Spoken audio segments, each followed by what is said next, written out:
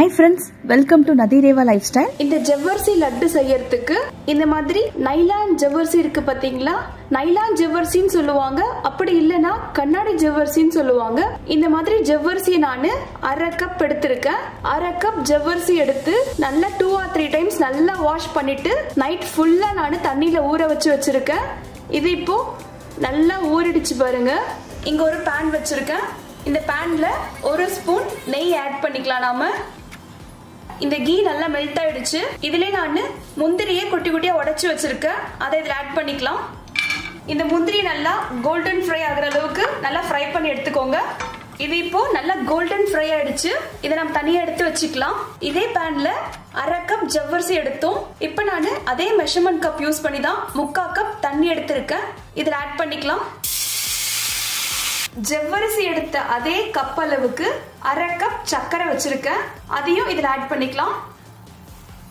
இது 1/2 cup ஜவ்வரிசிக்கான sugar. உங்களுக்கு sweet இன்னும் அதிகமா வேணும்னு நினைச்சீங்கன்னா இன்னும் கொஞ்சம் சுகர் சேர்த்துக்கோங்க. இப்ப பாருங்க, சுகர் சிரப் நல்லா கொதிச்சிருக்கு. இதுக்கு நாம கம்பி பதம் அதெல்லாம் எதுவுமே தேவையில்லை. கம்பி பதத்துக்கு முன்னாடி ஒரு ஸ்டிக்கினஸ் வரும் பாத்தீங்களா, அந்த மாதிரி பதம் இருந்தா போதும். இப்போ நம்மளோட சுகர் அந்த ஸ்டிக்கினஸ் மாதிரி அந்த பதம் வந்திருக்கு. ஃபுட் கலர் கொஞ்சோண்டு வச்சிருக்கேன். இது ஆப்ஷனல் தான். உங்களுக்கு வேணும்னா ஃபுட் கலர் ஆட் பண்ணிக்கோங்க. கொஞ்சமா ஏலக்காய் பொடி பண்ணி வச்சிருக்கேன். அந்த ஏலக்காய் தூளையும் இதுல போட்டுக்கலாம். இந்த ஸ்வீட்டோட டேஸ்டுக்காக கொஞ்சமா சால்ட் வச்சிருக்கேன். இந்த ஸ்வீட் இந்த சால்ட் பேலன்ஸ் பண்ணும். இது எல்லாத்தையும் ஒரு மிக்ஸ் கொடுத்துக்கோங்க.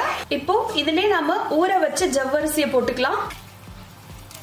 வறுத்து வச்ச முந்திரியை ஆட் பண்ணிக்கலாம். இப்போ இதுல நான் 1 ஸ்பூன் கடலை மாவு வச்சிருக்கேன். அதையும் இதுல ஆட் பண்ணிக்கலாம். இது நல்லா மிக்ஸ் கொடுத்துக்கோங்க. இப்போ இதுல நான் 1/2 ஸ்பூன் கார்ன்ஃபிளவர் வச்சிருக்கேன். அதையும் இதுல ஆட் பண்ணிக்கலாம். இந்த கார்ன்ஃபிளவர் நீங்க இந்த ஜவ்வரிசியோட நல்லா கலந்து விட்டுக்கோங்க. கலந்து விடும்போது ஒரு 2 நிமிஷத்துல நமக்கு திக்காக ஆரம்பிக்கும்.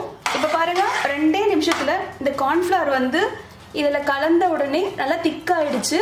இப்போ நம்ம ஃப்ளேம் ஆஃப் பண்ணிக்கலாம். இது ஓரளவுக்கு இப்போ நல்லா சூடு ஆறிடுச்சு. சூடு பொறுக்கிற அளவுக்கு இருக்கும் போதே நம்ம லட்டு பிடிச்சி வச்சிடலாம்.